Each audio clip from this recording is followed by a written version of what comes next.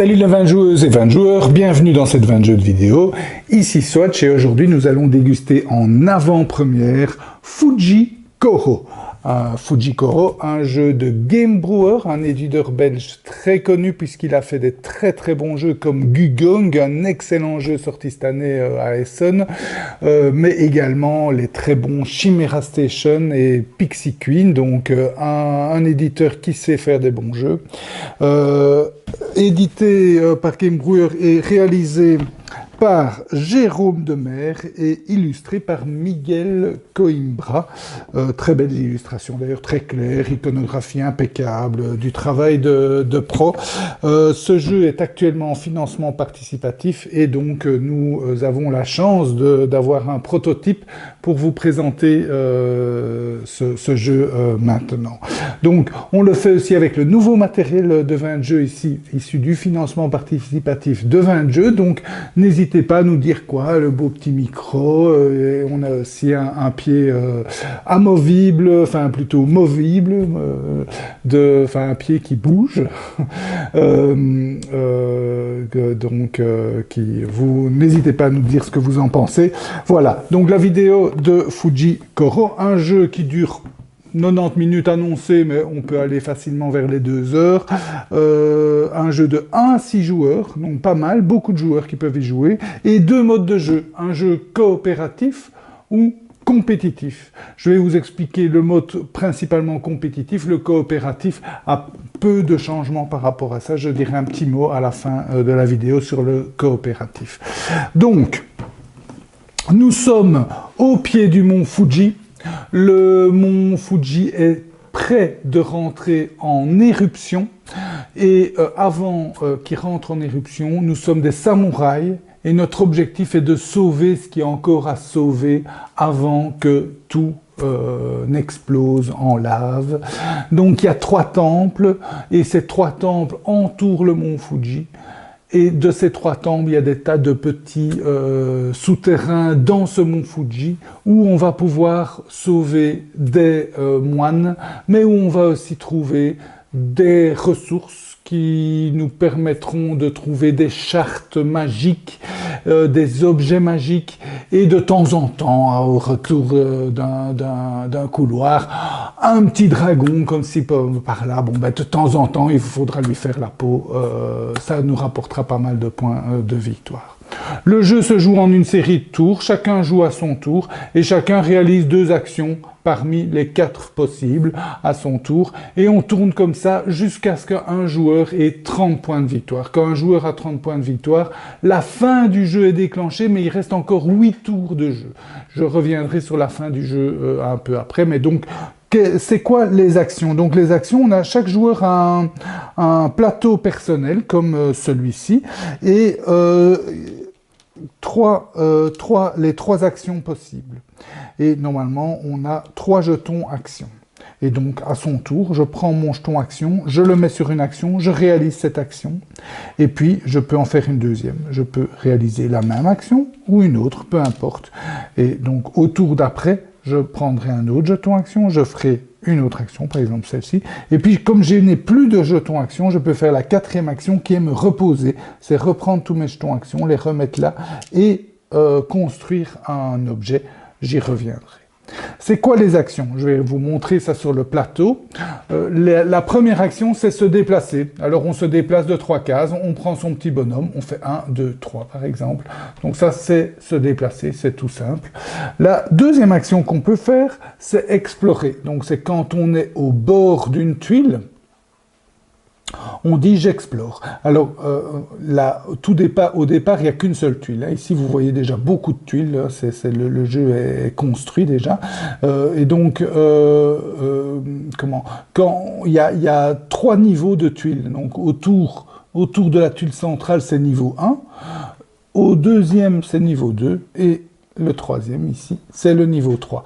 Quand on explore une tuile de niveau 2, on gagne 1 point de victoire, et quand on explore une tuile de niveau 3, on gagne 2 points de victoire. Mais c'est facile, il ne faut pas le retenir, puisqu'on le voit sur les tuiles, vous voyez, on voit, donc l'iconographie, je vous disais, est très bonne, puisque on voit que c'est 2 points de victoire quand on explore une de niveau 3, une de niveau 2, c'est 1 point de victoire, et une de niveau 1, ben, il n'y a pas de point de victoire.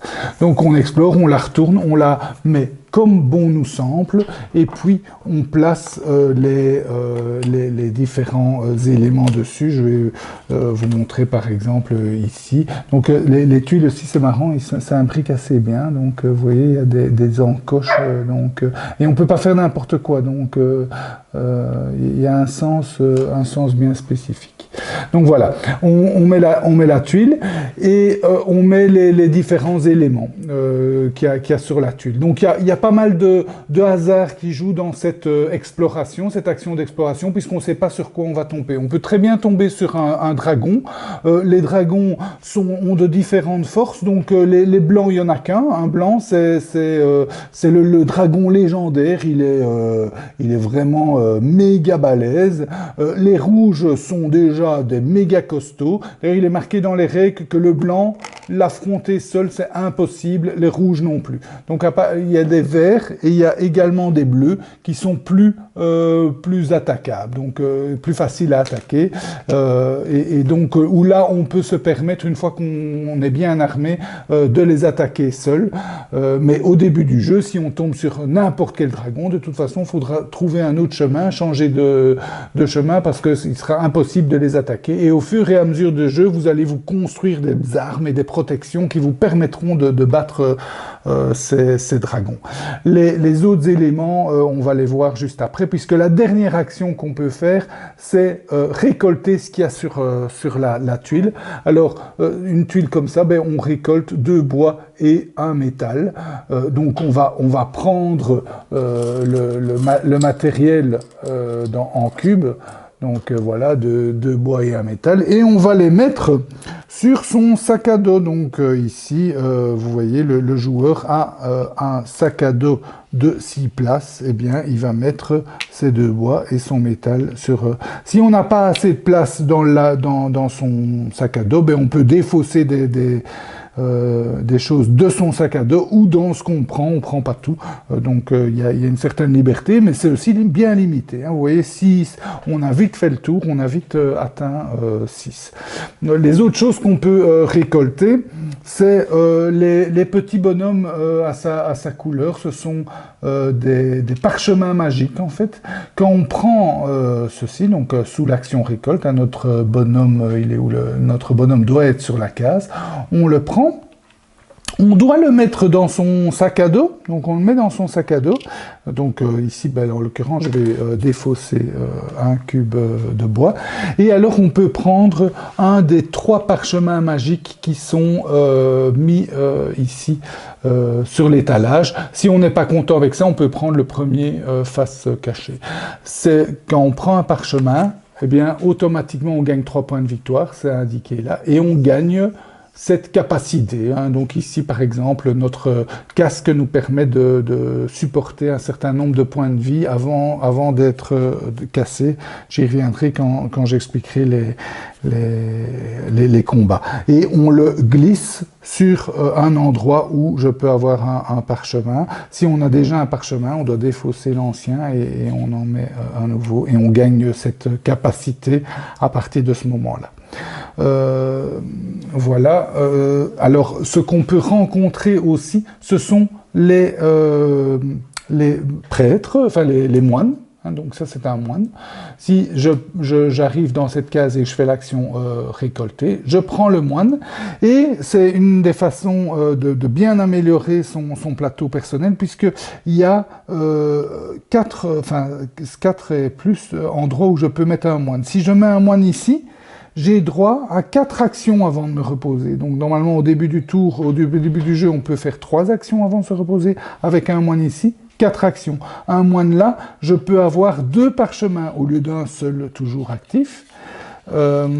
Avec un moine ici, j'augmente la taille de de mon sac à dos. Et un moine ici, ça me permet d'avoir soit deux armes, ça c'est l'endroit où on a des armes, j'y reviendrai, soit deux armes, soit une grosse arme, une arme à deux mains, donc une arme à deux mains ou deux armes à une main.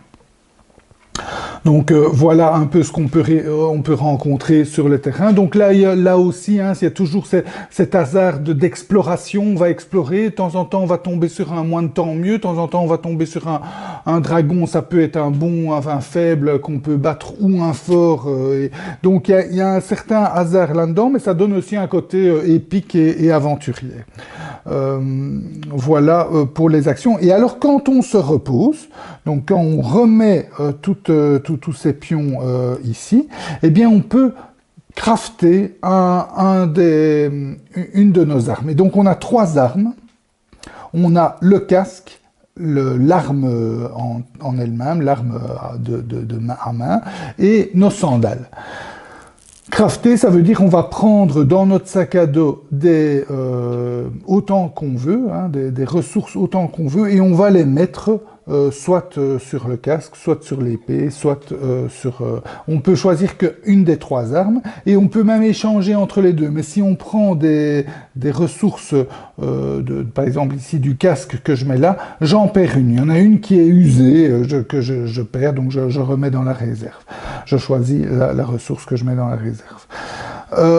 À quoi vont servir ces différents éléments? Le premier, je vais vous expliquer les sandales. En fait, quand on marche, on doit éviter la lave. Mais on peut marcher sur la lave, mais alors la lave, il faut des sandales qui puissent absorber 5 points de dégâts, parce que la lave donne 5 points de dégâts. Et donc, c'est à ça que servent vos sandales, en sachant que chaque cube en bois absorbe 1 point de dégâts, et chaque cube en métal, 2 points de dégâts. Après, je reviens avec les cubes verts, c'est un peu plus particulier.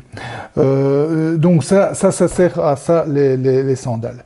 Les autres servent en combat. Quand je vais combattre un dragon, par exemple celui-ci, le dragon vert, il a une initiative de 10. Donc d'abord, on regarde qui a l'initiative la plus élevée, et l'initiative, c'est la longueur de mon arme. Donc ici, mon arme, elle fait 7, et lui, il a 10, il a une initiative meilleure. Si je veux, je peux lui envoyer un de mes moines qui va chez lui et qui le distrait. Il va prendre un cube dans mon sac à dos, et donc ici un cube de métal, il va lui le jeter à la figure. En faisant ça, je vais prendre un dé de métal, je vais le lancer, et le résultat va dire le nombre de dégâts que mon moine va lui faire. Donc entre 0, 1 ou 2 dégâts. S'il n'a pas un métal, il lance un cube de bois qui fait un peu moins de dégâts. Et s'il n'y a pas de cube du tout, il crie. Mais peu importe, il arrive à lui lui faire changer, à le distraire, ce qui fait qu'il perd son initiative et vous avez une initiative meilleure. L'initiative est intéressante parce que c'est celui qui a l'initiative la plus grande qui va jeter les dés. Et jeter les dés, eh bien, ici, vous voyez, il va jeter 1, 2, 3, 4, 5 dés métalliques, hein, des dés comme ça.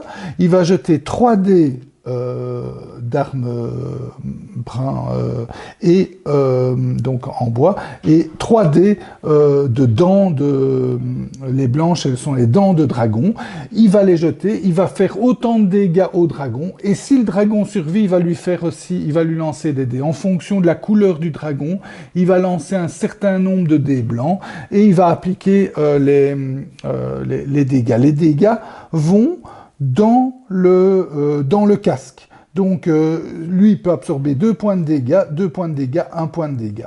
Et donc, si jamais notre casque est complètement cassé et qu'on a encore 1 point de dégâts, on est assommé, on a perdu le combat. Assommé, c'est pas grave, à part qu'on perd tout le reste de ses actions, qu'on a perdu le combat, qu'on a fait une action pour rien, et au début du tour d'après, on pourra recommencer, continuer son jeu. Mais bon, il vaut mieux éviter pour ne pas perdre des actions, pour gagner des points de victoire, parce que quand on bat un dragon, on gagne les points de victoire en fonction du type de dragon, les bleus 5, vous voyez, les verts 7, les rouges 10, et le légendaire 15.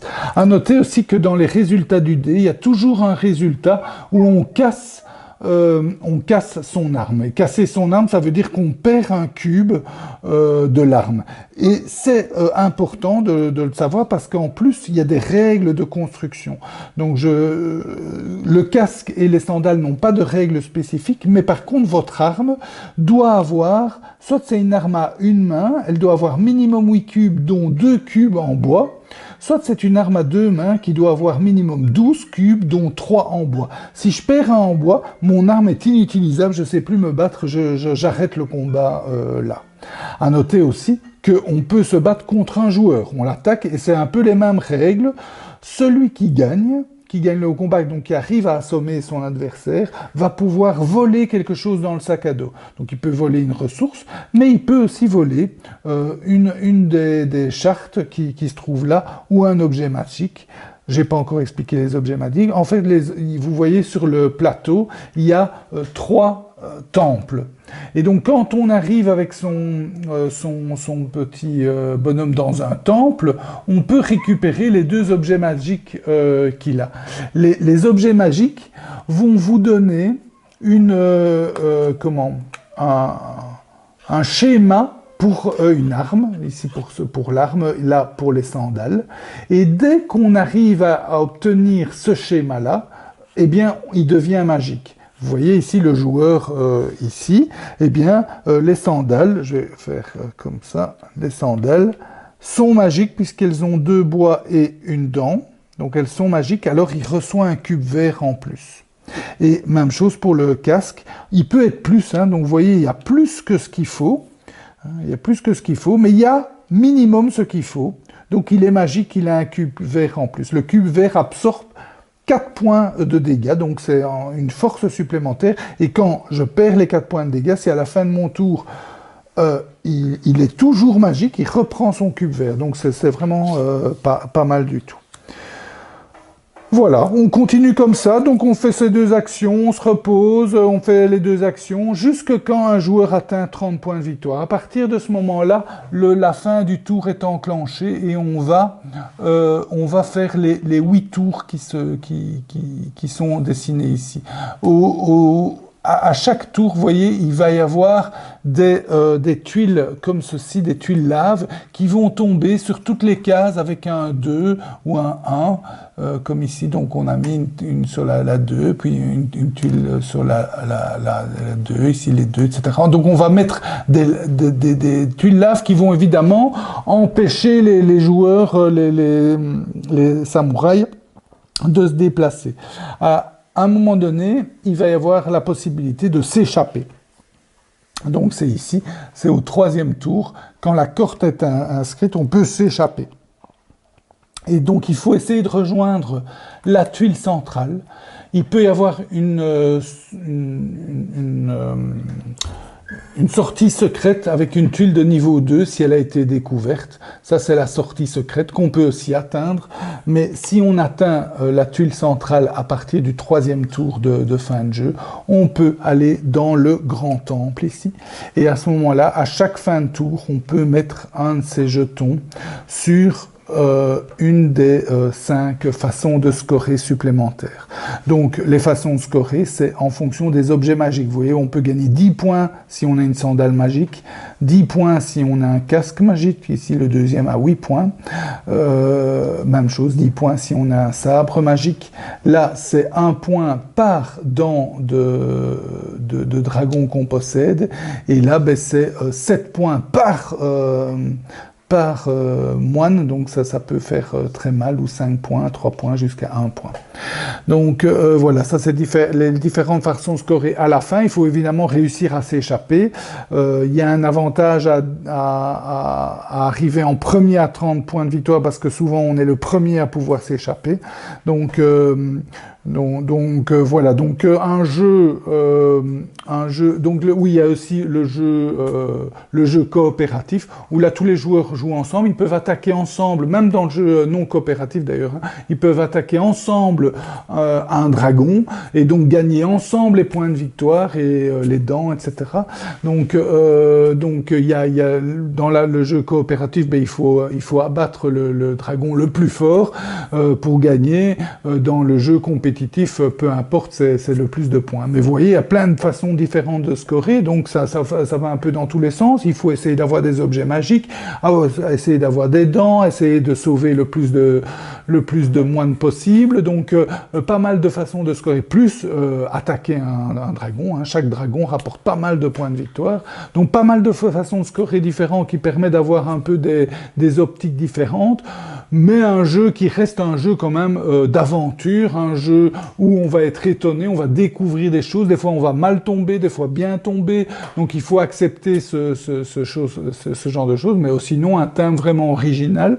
On est dans du médiéval, mais du médiéval plutôt du côté du Japon, donc sympa, le mont Fuji, les laves et de la lave et tout ça, c'est sympa, et on est aussi dans des objets un peu plus évolué, je dirais, que juste des points de victoire à récolter. Non, on récolte des objets qui nous donnent des avantages, donc on a des facultés. Il y a une chose encore que je n'ai pas mentionnée, c'est quand on construit une de nos trois armes, si on arrive à bien matcher, à bien correspondre par rapport aux armes qui sont mises ici, donc si on arrive à avoir cette configuration-là pour une arme, ou cette configuration-là pour des sandales, ou cette configuration-là pour un casque, on reçoit la carte et on la glisse sur une des trois actions. Et dorénavant, quand on fait cette action-là, on gagne un cube de bois, en plus de pouvoir se déplacer. Vous voyez, et vous pouvez avoir deux autres types de bonus. C'est le bonus de recevoir un point de victoire quand on fait une action, ou le bonus de pouvoir se déplacer d'une case supplémentaire quand on fait cette action. Donc ça permet, et on peut les mettre où on veut, donc on pourrait faire comme ça. Donc ça permet aussi d'avoir des actions de plus en plus puissantes, et donc c'est un certain objectif qu'on va essayer d'atteindre. Donc voilà, donc c'est un jeu complet, finalement assez complexe, hein, on a expliqué les règles en 45 minutes, donc c'est quand même du costaud, et donc ça va un peu dans tous les sens, mais vraiment très agréable à jouer. Et je vous dis, un peu de hasard, il faut se faire avec cette idée d'un jeu plutôt orienté aventure, mais voilà, très très sympa à jouer, un peu long, 2 heures, donc il faut avoir le temps. Voilà, j'espère que cette dégustation en avant-première d'un jeu en Kickstarter avec notre nouveau matériel vous a plu. C'était la dégustation de Fujikuro. Je vous souhaite de bien vous amuser. Santé et à bientôt.